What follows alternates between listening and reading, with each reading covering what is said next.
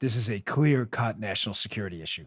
Gosh, if we can spend money on all kinds of other things, we can certainly, if we can spend money on shrimp running on treadmill studies, we can harden up our electric grid. Story in the Washington Examiner. Please read this. It's in the show notes. Seriously.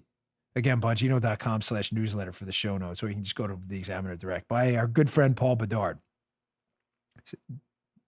Really troubling story. China develops weapons to fry the U.S. electric grid and eyes a high-tech Pearl Harbor-like attack. Folks, this is a really, I hate to leave you on a Friday with this, but it's, if we prepare and we're aware of what's going on, and I don't want to get anybody scared, then it won't be the catastrophe China wants it to be. If we don't, it'll be apocalyptic. I have been warned about an EMP attack on the United States for years. It's an electromagnetic pulse attack.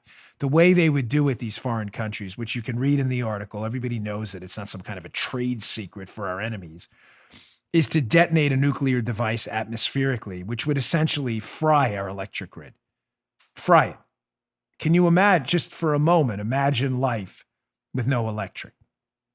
It would fry the transformers, fry your circuits, fry your house, car batteries, you name it, you'd be finished.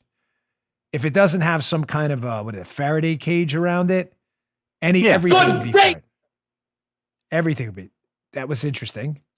Joe's a little jumped the gun on that. Joe jumped the gun on the good day, sir. I'm sorry, sir. That's okay. You can leave it in because I don't want to make too many edits. It's fine. Sometimes this stuff happens during the show. But if you don't put a Faraday cage around Joe's hand, he will jump the gun on the good day, sir, on Friday. Just like if you don't put them around our transformers.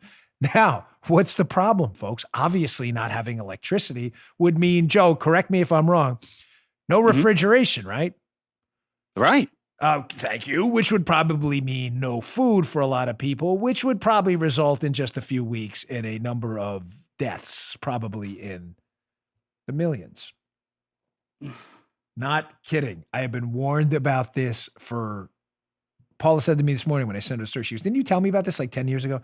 There's a guy, I'm not going to name him, but he was a former Reagan administration official. I'm friendly with him now. But I used to talk to him a lot. And he told me this is his single biggest fear, is an atmospheric EMP attack. Because folks, we don't have the manufacturing capabilities. The manufacturers wouldn't have electric either, remember. We don't even have the manufacturing capabilities to rebuild the transformers.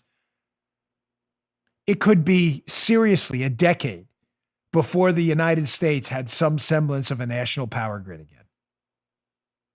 This is not a joke, man. This is a serious story. Now, from the Washington Examiner piece, this is the China's plan here. It says, according to a report from the Independent EMP Task Force on National and Homeland Security, China's built a network of satellites, high-speed missiles, and super electromagnetic pulse weapons that can melt down the U.S. electric network, fry critical communications, and stifle aircraft carrier groups. Folks, we'd barely be able to even respond. Now, the good news, again, because it is Friday, President Trump, unlike, I'm not kidding, every prior president, Republican and Democrat, who have largely ignored this problem, President Trump is focused like a laser on it. I'm not kidding. He's got teams working on it. They're working on countermeasures. It's not going to happen overnight, but this is a serious, serious threat. Now, I'll leave you with this because I got to run, but Paul had said to me this morning, why is it that nothing's been done sooner about this known threat? I mean, we wouldn't let anyone threaten us with nuclear weapons without a counterattack plan, but we're letting them threaten our entire civilization's electric grid with no plan.